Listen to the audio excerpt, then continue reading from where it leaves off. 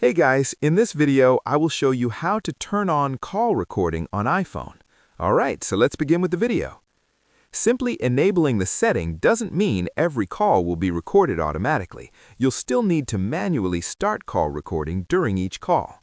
First, open the Settings app on your iPhone, scroll down and tap on General, then go to Software Update.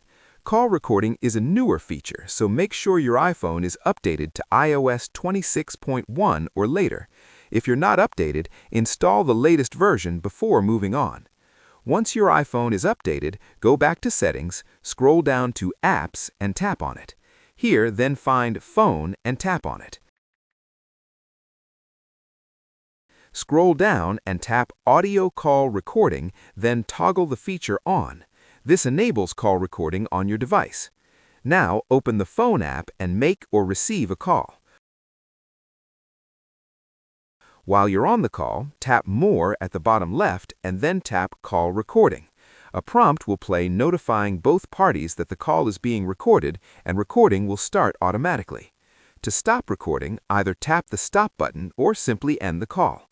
After the call ends, the recording is automatically saved to the Notes app.